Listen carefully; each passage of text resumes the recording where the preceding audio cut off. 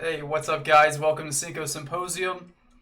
The story I have for you right now is the army officers that were wearing the dog masks. That's like it's a fetish that these guys wear. It's like bondage gear. They put it on, kind of like almost like sink it into that furry realm. Like I don't really know.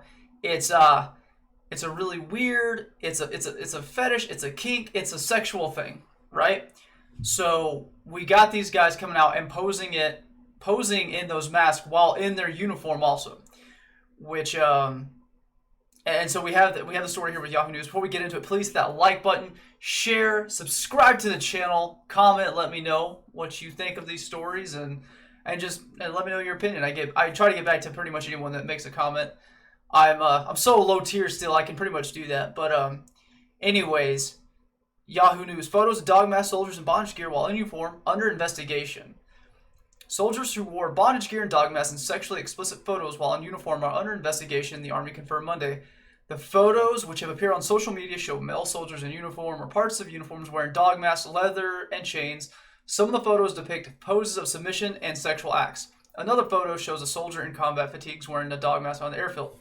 And notice how in this article they don't actually use a picture. Like, I understand not using a really sexually explicit picture, maybe one of the bad ones that's floating around there, but you could have used the guy in his uniform wearing a dog mask to actually show it. But so being in the military, you should understand, especially someone that's been in the military that long, you do not associate yourself with anything with the military and any kind of like activism, or especially anything like, if you're an officer, nothing unbecoming of an officer, and that would be highly unprofessional to be in uniform and do anything. You honestly don't. In the Marines, they would just taught you like, we don't wear our uniforms out in town. You're not allowed to go to the grocery store or anything like that. You're supposed to go home, change, get in your civvies, and then you can go out. You do not want to draw attention to yourself in any way, and you want to have that professional military standard at all times. And so when it comes to anything like this, like I'm amazed that these guys thought that they would be okay taking pictures with his dog mask in uniform, his bondage stuff, and then posting on the internet. It was a really dumb move, and now they're under court-martial investigation, so they're probably going to get hammered for it. But it's just, this is like where our military is going, that we're getting more woke and we're getting more just dumb bullshit in there. You got to have training every month on how to not rape someone.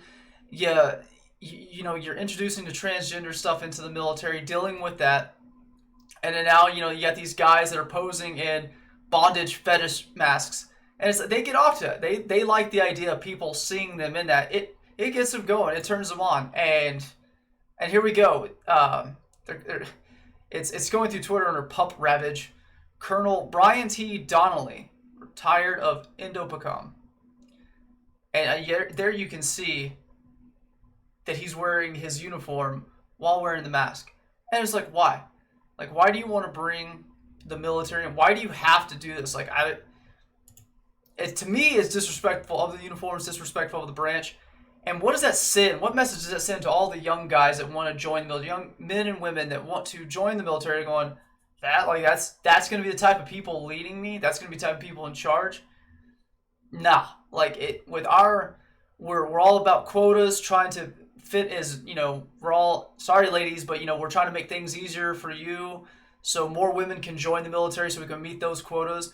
We're trying to meet quotas of every type instead of just having merit. And if there's a place that you want merit and have the best people possible, it should be the military. But we're moving away from that. It's getting more woke. You're going to be forced to take vaccines unless you want to have your whole life destroyed, which I guess that's been a military thing this whole time, but I think maybe that's something we could change. But yeah, you're looking ever so more into the military and going, what's the benefit of this? It's filled with woke garbage.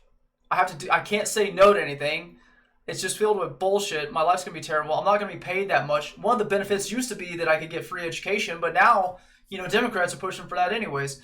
So, what's the real motivation for someone to go join the military? As someone that spent 5 years in the Marines, I'm looking at it now going, would I join again? And I don't think so.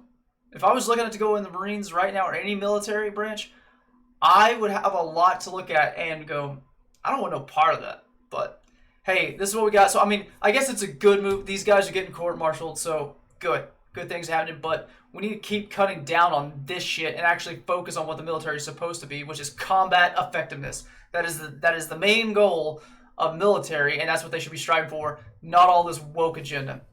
Anyways, hope you liked the video. Please hit that like button if you did. And until next time, y'all have a wonderful day.